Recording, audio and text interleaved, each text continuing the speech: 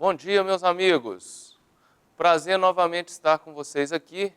Hoje nós vamos terminar o nosso conteúdo, vamos tentar fazer uma revisão bem dinâmica, vamos focar nos pontos essenciais para a nossa prova, não é? Que está se aproximando, correndo prazo. Então vamos lá. Meus amigos, na última aula nós trabalhamos, com o Código de Processo Penal Militar. Não terminamos, então vamos iniciar do ponto que nós paramos. Vamos lá. Processo Penal Militar. Ação penal. Senhores, quando a gente fala em ação penal para o direito processual penal militar, nós estamos falando de algo diferente do que ocorre no processo penal comum. Perfeito? Quando nós falamos no processo penal comum, existem mais tipos de ação. Por exemplo, a ação penal pública condicionada à representação do ofendido, a ação penal privada. Para o direito processual penal militar, isso não existe. Então, para o direito processual penal militar, nós temos dois tipos de ação. A ação penal pública incondicionada, que é a regra, que é a maior parte das ações que nós temos, e a ação penal pública condicionada à representação, mas a representação do Ministério da Defesa, ou seja, do ministério ao que o agente estiver subordinado. Vamos entender. A ação penal pública incondicionada é aquela regra aonde que o promotor de justiça vai oferecer a denúncia independente de qualquer formalidade, independente do ofendido querer ou não querer a ação. Perfeito? Nesse caso aqui, o promotor é obrigado a denunciar. Quando chega a alguma coisa nesse sentido, de um cometimento de crime por comandante de unidade, autoridade de polícia judiciária militar, ele tem que instaurar um inquérito policial militar para apurar o fato. O promotor tem que denunciar, o juiz tem que julgar. Perfeito? Quando eu falo em ação penal pública condicionada à representação, nós estamos falando daquela ação que, se não tiver a representação, que é a autorização para o Ministério Público dar continuidade no seu ofício, não é? De representar, de oferecer a denúncia, perfeito?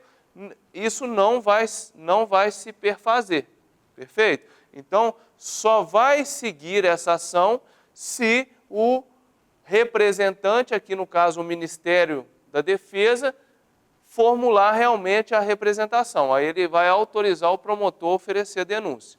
Então vamos entender. Essa aqui, ela é específica. O artigo 31 do Código de Processo Penal, ele já traz para a gente o que é, quais os crimes que estão sujeitos a esse tipo de ação. Então, ó, são os crimes previstos nos artigos 136 a 141, que são os crimes contra a segurança externa do país. Vejam bem, a maior parte dos crimes não estão aqui, senhores.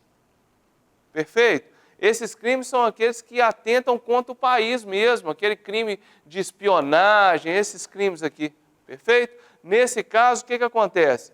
Se o Ministério da Defesa não fizer a representação, ou seja, não autorizar o promotor de justiça a oferecer a denúncia, este crime não vai ser apurado em termos de processo. Tranquilo? Mas esses crimes aqui, ó, meus amigos, são crimes muito pequenos dentro do tamanho de artigos, dentro do tamanho de crimes que nós temos no Código Penal Militar. Perfeito? São poucos crimes, então. Mas a regra máxima, então, do Código de Processo Penal Militar é o quê? Ação penal pública incondicionada. Então, cuidado com isso na hora da prova. Ação penal privada tem? Não. Ação penal pública condicionada à representação do ofendido tem? Não. Ah, isso quer dizer, então, professor, que se ocorrer uma lesão corporal pequena, leve, mesmo assim, tem que ser levado a efeito o processo, o inquérito? Tem. Ocorreu um crime contra a honra, que lá no Código de Processo Penal comum é crime de ação penal privada, aqui já não é. Ocorreu um crime contra a honra, é crime militar, ó. pública incondicionada, vai ser processado. Perfeito? Outra coisa que nós temos que focar, então, é a prisão em flagrante. Isso aqui cai bastante na nossa prova, tem que ficar atento a isso. Vejam bem, regra geral, tem 2 tipos de flagrante. Eu tenho flagrante obrigatório e tenho flagrante facultativo. Não esqueçam disso. Flagrante obrigatório por quê? Porque quando eu estou diante de agentes policiais, da autoridade de polícia judiciária militar, dos policiais militares, perfeito? Esses têm obrigação de atuar quando observam um caso de flagrante. Então, se o cidadão está em flagrante, nós não temos a opção de deixar aquele caso passar despercebido. Nós temos a obrigação de atuar. Então, é por isso que muitas vezes ouvimos assim, policial militar ele está de serviço 24 horas.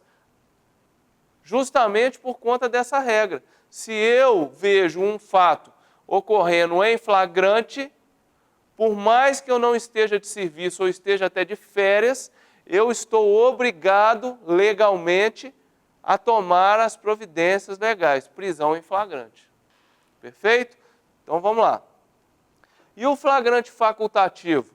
O flagrante facultativo é aquele que está atrelado a qualquer pessoa do povo. Então, qualquer um do povo pode prender quem esteja em flagrante delito. Ah, eu vi um militar agredindo um outro militar da ativa, crime militar. Estava passando por ali uma pessoa do povo e resolveu tomar providência. Prendeu aquele militar agressor. Ok, pode? Pode. Aqui, ó, qualquer pessoa do povo pode. É um poder que é facultado a ele. Mas se ele quiser passar e não tomar providência, problema? Não. Por quê? Porque é facultativo.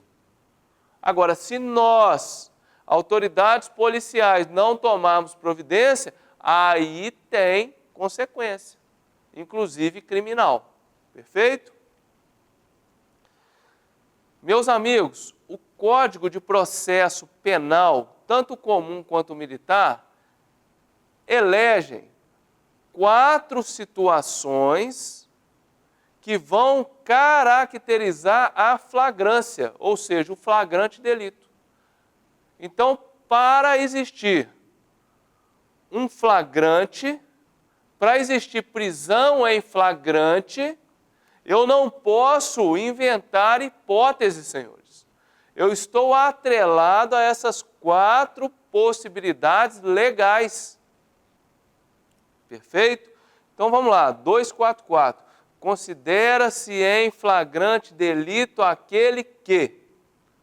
Vejam bem, para existir flagrante, aquele que cometer em uma dessas 4 hipóteses pode ser preso em flagrante. Tá? Primeiro, está cometendo crime. Aqui, meus amigos, eu tenho a certeza visual do flagrante, a certeza visual do crime. É aquela hipótese onde eu chego em uma agência bancária, por exemplo, e eu estou vendo ali, né, os autores apontando os seus fuzis para os seguranças. Perfeito? Os autores colocando a mão no caixa e tirando todo o dinheiro. Então ali eu estou visualizando. É o flagrante aonde eu tenho certeza visual do crime. As outras hipóteses, B, C e D, eu não vou ter a certeza visual mais do crime. Mas o legislador trouxe todas essas hipóteses como flagrante delito, na mesma proporção. Ok? O resto é meio de prova. Como que eu vou provar isso? É meio de prova. Tá? Mas o que se encaixa no flagrante? Essas 4 hipóteses. A primeira é a única que eu tenho a certeza visual do crime, porque eu vejo no momento em que o crime está sendo praticado. Letra B, a linha B, acaba de cometê-lo. Vejam bem, aqui eu já não vejo o crime ser praticado. Eu não cheguei no momento em que o crime está ocorrendo efetivamente. Eu chego logo após o crime já ter ocorrido. Então, naquela mesma agência bancária, eu cheguei, ok? e estou vendo pessoas saindo daquela agência, carregando seus fuzis com malote nas costas, mas eu não vi o assalto. O roubo efetivamente, aonde o autor ameaçou a vítima com sua arma. Eu não vi o autor subtraindo as quantias, não vi isso. Mas tudo me leva a crer que foram eles que praticaram o crime. Por quê? Porque eu estou vendo aquele desespero da fuga, armas com aqueles autores, malote de dinheiro, então eu estou vendo aquilo ali. Mas não vi o crime efetivamente. O crime de roubo, ele pede o quê? Para configurar a grave ameaça, que eu não vi acontecer, e a subtração patrimonial, que eu também não vi acontecer. Mas qualquer um que estivesse vendo aquela cena da fuga, perfeito? Perceberia que, a princípio, né, tudo leva a crer que foram eles que praticaram o roubo. Perfeito? Letra C. A linha C. É perseguido logo após o fato delituoso em situação que faça acreditar ser ele o autor. Senhores, quando eu persigo alguém ou alguma coisa. Então, senhores, para eu adentrar a linha C, é necessário que exista aquele que eu estou perseguindo, ou aquela coisa que eu estou perseguindo. Então, num caso como esse do assalto, eu não vi nem os criminosos saindo com arma, com malote de dinheiro, perfeito? Mas pelo que me foi relatado, foi uma caminhonete, cabine dupla, cor de rosa, perfeito? Que fugiu em direção a determinada cidade. A caminhonete tinha características próprias, 4 pessoas dentro da caminhonete, a placa tal, perfeito? Aí eu saio em perseguição àquela caminhonete, placa tal, modelo tal, cor de rosa, com 4 autores, ou seja, eu não sei nem efetivamente o nome dos autores, mas eu tenho todas as informações. Então, eu não estou procurando ao acaso características, não, eu já sei a individualidade. É uma caminhonete rosa que se destaca a placa tal, então eu estou perseguindo algo bem especificado. Perfeito? Ou eu estou perseguindo alguém, me falou que foi o fulano de tal que fez aquele assalto. Então eu estou em perseguição ao fulano de tal, algo muito bem especificado e individualizado. Ok?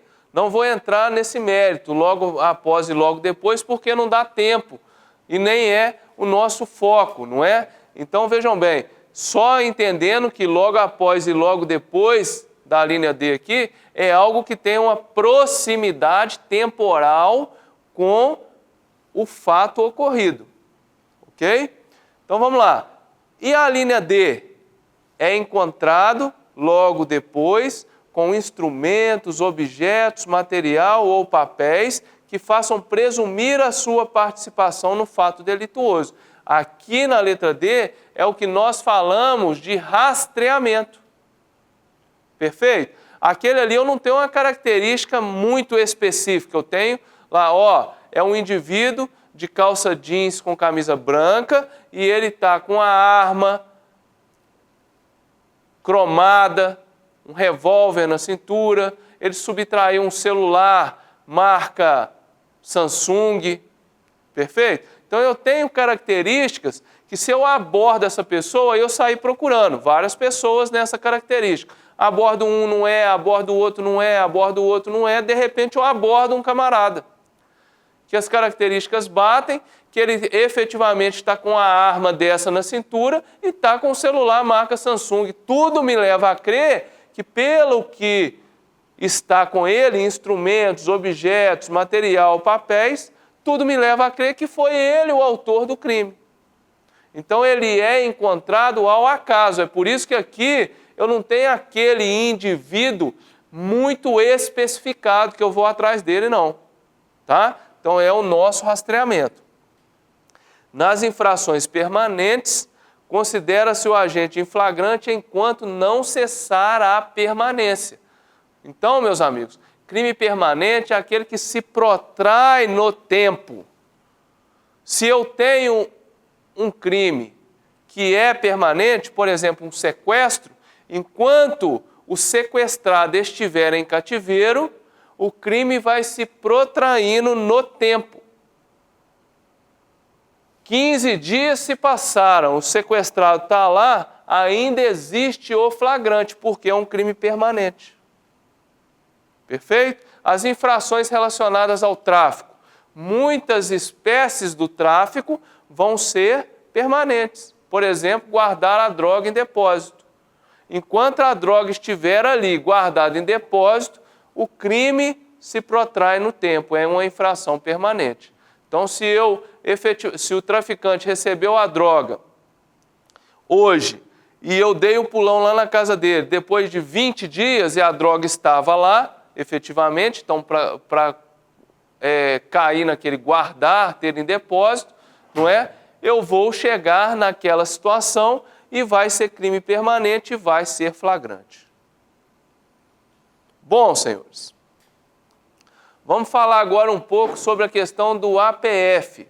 Vejam bem, o APF foi trabalhado tanto no Código de Processo Penal Militar quanto na Instrução Conjunta de Corregedorias, nossa lá de 2014. Então vai ser um assunto que eu vou esgotar aqui de uma vez e não vou tratar de novo quando a gente for falar da Instrução Conjunta de Corregedoria, até porque essa instrução ela veio para dar mais conhecimento aos militares, por se tratar de uma norma interna, do que já está previsto lá no Código de Processo Penal Militar. Então ela veio justamente para trabalhar alguns aspectos que estão no Código. Então ela não vai de encontro ao Código, não vai contra o que está previsto lá no Código. Perfeito? Algumas regras, inclusive, a Instrução de Corregedoria vai trabalhar melhor e explicar melhor o seu funcionamento, mas sempre em consonância ao que está previsto na nossa Lei Processual Penal Militar. Ok? Então, auto de prisão em flagrante. Uma coisa que cai em prova, ok? É essa questão da competência do APF. Quem faz o APF? Então, geralmente, cai questões que falam assim, ó, um fato aconteceu na cidade de Belo Horizonte, um crime militar, mas o militar pertence a um batalhão de Juiz de Fora.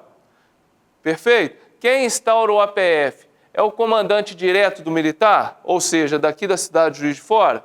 Ou é o comandante, quem tem competência territorial sobre o fato, ou seja, o comandante do local onde o crime efetivamente foi praticado?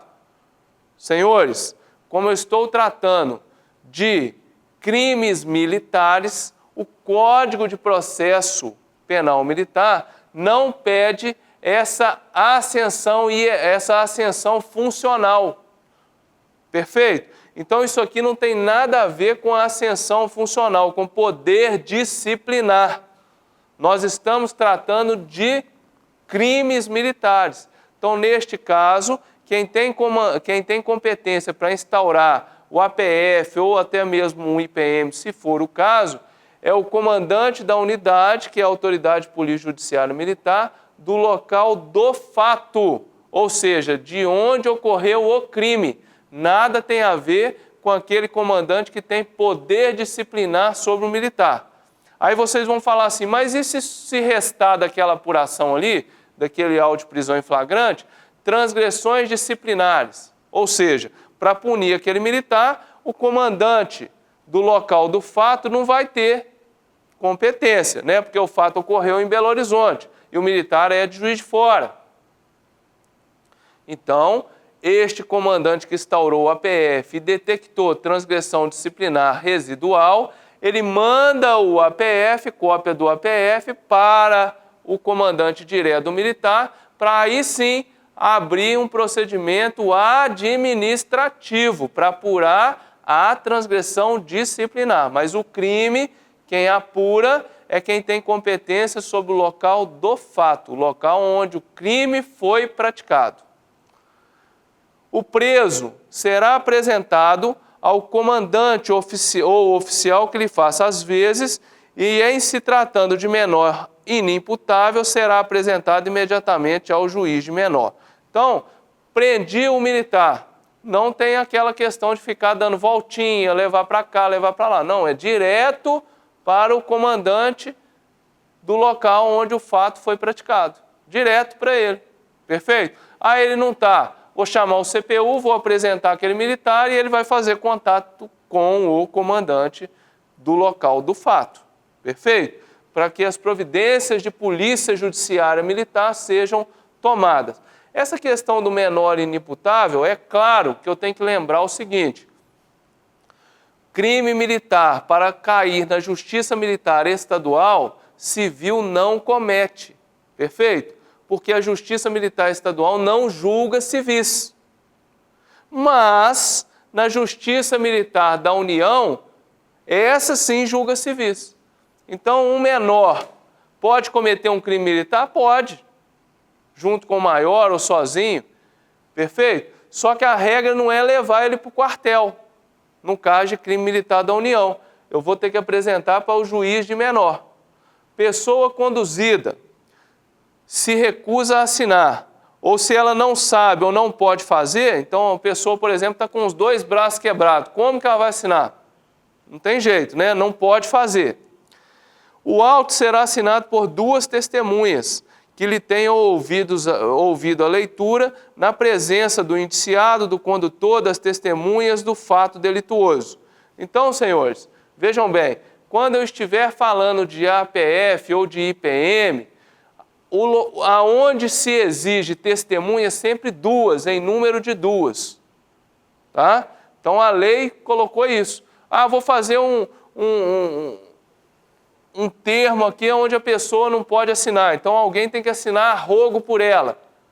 O que vai acontecer? Posso colocar uma pessoa só para assinar? Não, sempre a regra, 2 testemunhas que vão ouvir a leitura. Não presenciaram nada do fato, mas ouviram a leitura e vão assinar por ele, pelo indiciado, pelo preso. Ok?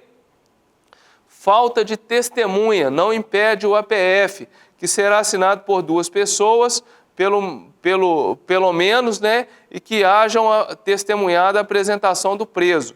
Senhores, testemunha é meio de prova, só isso. Perfeito? Então quer dizer que para eu dar seguimento a um APF, se não tiver testemunha eu não posso fazer o APF? Não tem nada a ver. Por quê? Testemunha é meio de prova. Tranquilo? A testemunha vai ser importante lá no processo. Agora, se eu verifiquei o cidadão cometendo um crime, só está eu que viu o crime acontecer e o cidadão que cometeu o crime, ele vai deixar de ser preso porque não tem testemunha? Nunca. Ele vai ser preso normalmente, vai ser feito o APF dele. Qual é a regra do código? A falta de testemunha impede a APF? Isso é questão de prova. Não impede. Perfeito? Então o APF vai ser feito. Mas qual o cuidado que eu tenho que ter? Sempre a lei vai pedir a presença de 2 testemunhas. Testemunha de quê, se ele não viu o fato acontecer? Testemunha da entrega do preso. Eu vou entregar o preso à autoridade de polícia judiciária militar nas condições que eu o capturei. Perfeito? A testemunha que vai verificar que os direitos constitucionais do preso foram garantidos. Então tem que ter 2 testemunhas para assinar essas situações relacionadas a essa condução legal da questão do APF. Escrivão do APF deve ser, no mínimo, tenente para presos oficiais e sargento para os demais presos. Meus amigos, isso aqui também é outra regra que vocês não podem deixar de se atentar. Perfeito? Se eu estou falando de APF, então, estou buscando escrivão. Se eu tenho oficial, qual oficial? Posso ter um coronel que foi preso. Quem vai ser o escrivão? No mínimo, um 2º tenente. No mínimo. Tá ok? Mas é 2º tenente que está sabendo coisa de coronel? Mas a regra é o quê? Para ser o presidente do APF tem que ser alguém mais antigo ou superior. Para ser o escrivão, a regra é essa, mínimo segundo tenente. Aí se eu tiver uma praça envolvida, um subtenente que foi preso em flagrante, mínimo terceiro sargento, para fazer a figura do escrivão, ok? Vejam bem, senhores, e se eu tiver numa situação que é mais difícil da gente visualizar, né? Se eu tiver numa situação onde eu não tenho essas pessoas para colocar de escrivão, aí a autoridade vai designar qualquer pessoa idônea que vai ser compromissada. Então a gente tem que observar essa regra para a gente dar uma caminhada. Olha só, essa aqui é uma regra limitativa. Está falando assim, se eu tenho oficial preso, quem tem que ser escrivão é pelo menos segundo tenente. Agora imagine um caso onde eu não tenho mais nenhum oficial para fazer figura de escrivão. Eu posso chamar um sargento para fazer a figura de escrivão? Não posso. Aí a autoridade vai ter que pular essa regra e designar qualquer pessoa idônea compromissada. Perfeito? Mas um sargento não pode entrar como escrivão aqui em APF envolvendo oficiais. Tá ok? Vamos lá. E outra situação. E se eu tiver os dois? For um crime praticado em coautoria? Tem um oficial e tem uma praça envolvido. Quem será o escrivão? O escrivão vai ser puxado para a regra superior. Qual é a regra superior? Envolveu oficial e praça, tem que ter no mínimo um segundo tenente para ser escrivão do APF. Tá ok? Flagrante eficiente. Meus amigos, isso aqui é regra, também é questão de prova. Nas questões, geralmente, vem falando assim, não pode ter flagrante eficiente no Código de Processo Penal Militar para os crimes militares. Mentira, flagrante eficiente é a regra para tudo hoje. Tanto para o inquérito policial comum, quanto para o inquérito policial militar. Então, hoje, ou APF comum, APF militar. A regra hoje, senhores, é o flagrante eficiente. O condutor foi lá, deu a sua versão, assinou, foi embora. Vou chamar depois o ofendido, a vítima. Deu sua versão, assinou, foi embora. Testemunhas foram ouvidas, assinou, foi embora. E, por último, o interrogatório do preso. Então, o flagrante eficiente, ele veio substituir a antiga sistemática que nós tínhamos de fazer todo o procedimento e ao final, ou seja, todos teriam que aguardar, ao final todos assinavam em conjunto. Aí ficava um procedimento bem desgastante. Nota de culpa e certidão de direitos constitucionais. Esse prazo aqui, não esquece dele. Falou em APF, o prazo é esse, 24 horas. Após o quê? Após a prisão, não é após a designação de quem vai fazer o APF, não, é após a prisão. Prendi agora, começou a correr o prazo de 24 horas. Perfeito? Se não for entregue ao preso a nota de culpa, que é o sumário do que ele fez, não é? Do crime que ele praticou, e a certidão de direitos constitucionais, que é a formalização daqueles direitos que ele faz jus constitucionalmente, esse APF vai extrapolar o prazo. E aí eu posso falar em prisão ilegal que cabe relaxamento de prisão. Perfeito? Falou em APF, lembra do prazo máximo de 24 horas após a prisão. Mas esse prazo é só para nota de culpa? Não. Aqui, eu tenho que remeter os autos completos, ou seja, audições, provas juntadas, relatório do APF pronto, ofício de encaminhamento e o próprio encaminhamento, eu tenho que mandar tudo para o juiz em 24 horas a contar da voz de prisão. Perfeito? Então tem que bater na mão do juiz, 24 horas após a prisão, todo o APF pronto. Tá ok? Então falou em APF, lembra do prazo de 24 horas. O que é exceção a isso? É o prazo de 5 dias, em termos de APF, que eu tenho para mandar diligências complementares. Eu não consegui pegar a ficha médica que era importante eu juntar no APF. Então eu tenho até 5 dias para encaminhar isso para a Justiça Militar, posteriormente. Então, encaminho o APF em 24 horas e depois eu tenho ainda este prazo de 5 dias, não 5 dias úteis, 5 dias corridos, para mandar para a Justiça o que ficou pendente. A partir do momento que o juiz recebeu o APF, o juiz passa a estar à disposição do juiz. Perfeito?